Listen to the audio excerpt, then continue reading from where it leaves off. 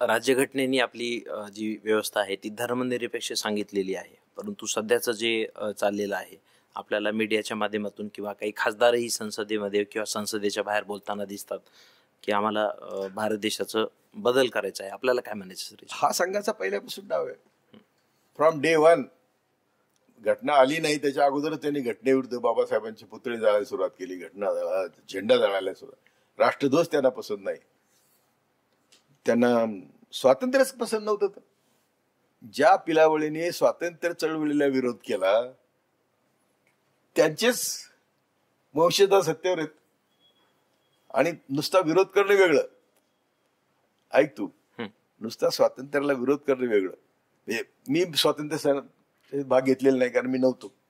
मी 42 जन्म आहे, 50 साली तर ते स्वातंत्र्य 43 आलं सर. माझे वडील मजूर होता म्हणून त्यांनी घेतलं नाही. यांनी चळवळीत भाग नाही घेतला, पण चळवळीला विरोध केला. हेगडेवार पासून गोळवलकर पासून.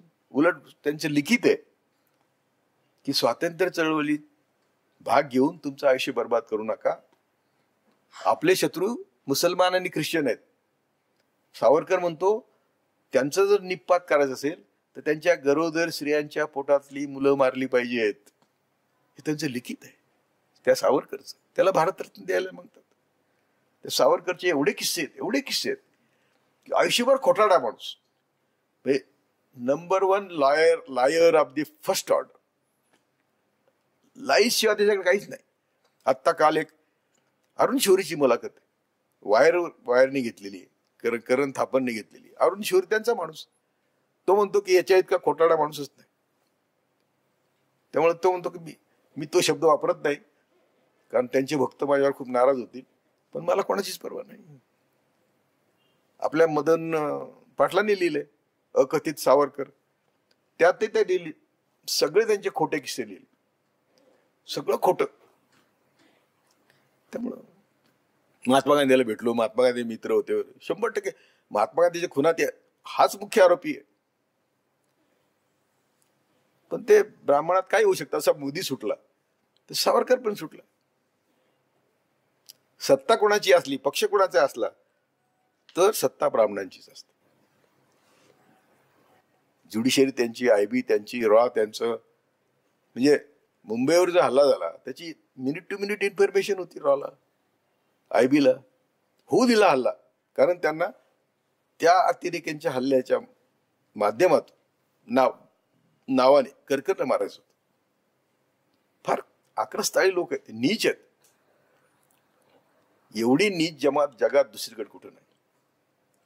त्यांनी करकरीला त्यांचा माणूस करकरी. म्हणजे मुसलमान यांची कॉन्स्पिरसी काय होती, प्रज्ञा ठाकूर आणि पुराणिकची, मुसलमानाच्या वस्तीत बॉम्बस्फोट करायचे आणि मुसलमानच आत टाकायचे.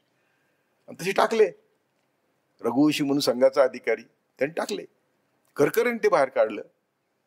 त्या प्रज्ञाची मोटरसायकल शोधली आणि त्यांनी तिला पहिल्यांदा अटक केली, फटकवल्याला सगळं सांगितलं तिने. तर त्या करकरीचाच यांनी खून केला.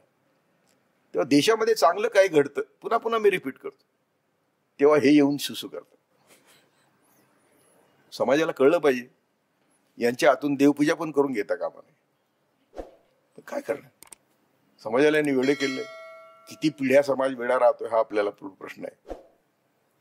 आतापर्यंत मराठा सेवा संघ हे काम करत होतं, पण त्यांची नांगी का पडली आता मला माहिती नाही, पण ती पडलेली आहे.